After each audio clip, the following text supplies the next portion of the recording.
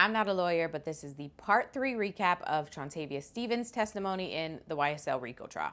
If you've watched the other parts, then you already know that Trontavious was less than forthcoming when he was on the stand. He was clear and direct on some things, the things he had to be based on that plea deal, and then he was vague on others, which was clearly not what the prosecution was hoping for. So eventually she brings up the fact that the day before Trontavious got on the stand, instead of speaking with her and her team, he spoke to Young Thug's attorneys. Today, did I or any other member of the DA's office attempt to speak with you and just discuss with you what questions we'd ask of you or things of that nature?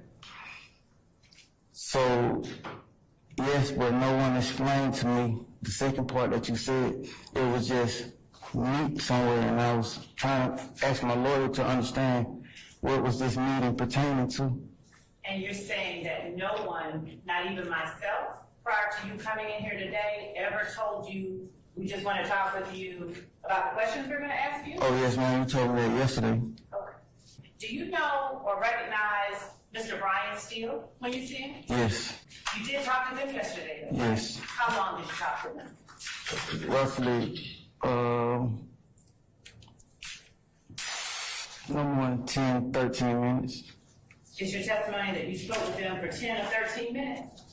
Yes. Did you agree to speak with me for 10 to 13 minutes?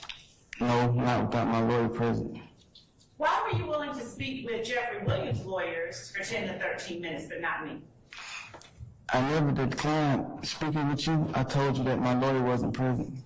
And is it your testimony that you were never told or asked to three-way or conference call your lawyer while we spoke with you? Is that your testimony today? My lawyer was telling me that she was not going to be able to be with me because she was out of town with her family, and that she could sit in with Zoom.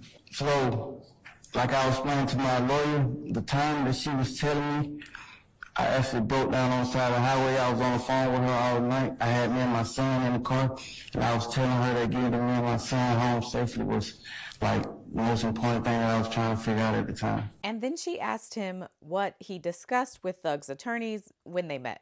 Speak at all about what questions you might be asked on the stand. So he showed me some images. The question I'm asking you is, did you all talk at all about the questions that you might be asked on the stand?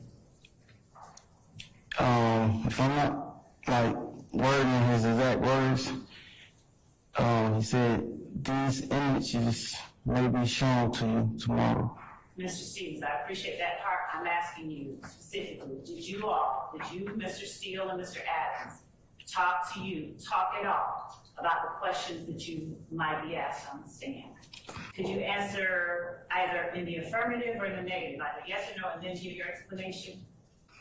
Yes, Mr. Steele showed me some images, and he said that you may be asked about these images. And is that the only thing you all discussed when it came to questions you might be asked on the stand? Yes. Attorney Love also asks Trontavious about him voluntarily signing his plea deal, but here's his version of what happened.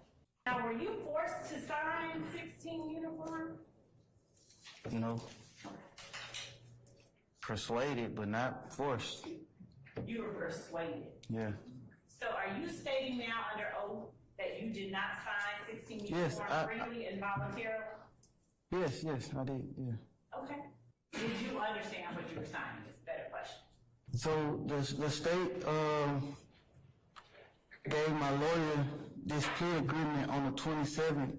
I was back in court on the 29th. I had 1 day to go over the whole thing. Everyone else who accepted the plea had like a month. I only had 1 day. My initial lawyer withdrew from the case because his wife called. Your Honor, I'm going to object to my own witness as being non-responsive. Not responsive, so. Now, would you please read the very last paragraph right above your signature in its entirety? I, Trontavious Stevens, have read and carefully reviewed this agreement. I have reviewed and corrected where necessary for accurate each statement contained in defendant's factual acknowledgement. and I acknowledge the truth and accuracy of each and every statement listed therein. I fully understand this agreement, and I have had an opportunity to discuss this agreement and each of its provisions with my attorney, Ms. Chrissy Gladden. When you signed this document, did you go over this document with your attorney?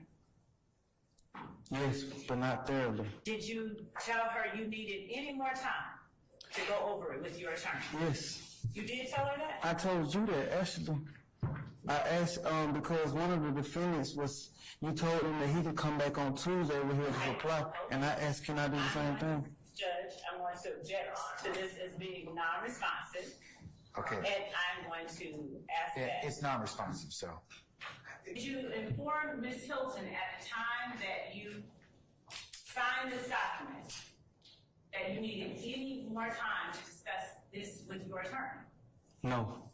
No, because I actually asked for more time before even agreeing to it. I asked you. I asked Ms. Chrissy Gladden to ask you because, is this okay with them? Can I explain? I answered the question first. Fine. I'm not being non-responsive. I overheard you tell the defendant sitting next to me that he can come back on Tuesday with his answer that he has to because it was the weekend, and I asked if I can do the same thing, and you said no. Ciao. Okay, so those are the defendants. Trontavia Stevens will be back on the stand for the rest of his direct testimony, but is only going to be a half a day, so who knows how far we're actually going to get. There's your recap.